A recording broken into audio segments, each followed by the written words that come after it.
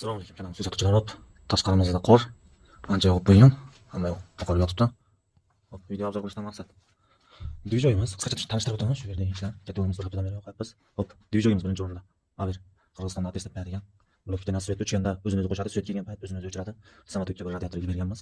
Garaj ilg'orroq turish uchun. Hop, 50 kilovatlik katta yo'limiz, kosvinli bollarimiz, albatta reklama o'qimasini olib bey. Radiator sirkulatsiyamiz. Kosvinli bollarga 200 talik. Отопление garaj bakimiz. 80 talik zapas suvimiz.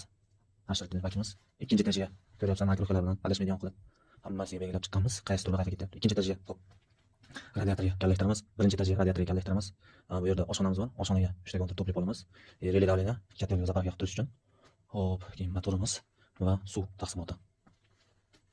Endi qo'ldan kelgancha chiroyli qilib yig'ib berganmiz. Hop, to'pli polda o'ziga ishlar to'lib ketmasligi uchun shunday separator nishon motor qo'yib berganmiz.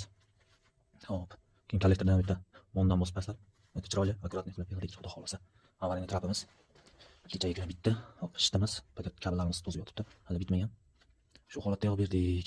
UPSdan ko'ra bu afzalroq. Hop, Qirg'izistonda bugun 5-6 dekabr 2023 yil Qirg'iziston Cho'ng'ala rayonida qo'yganmiz bu ishni.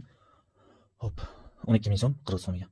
Dvijogimiz 60 ming so'mga olingan dvijog 10 kilovatli, 9,5 kilovatli. Uстановка qilib chiroyli qilib yig'ib berdik. To'zib yotibdi. E'tibor berasizlar, xudo xolasa. Juda go'zal holatda isyapti.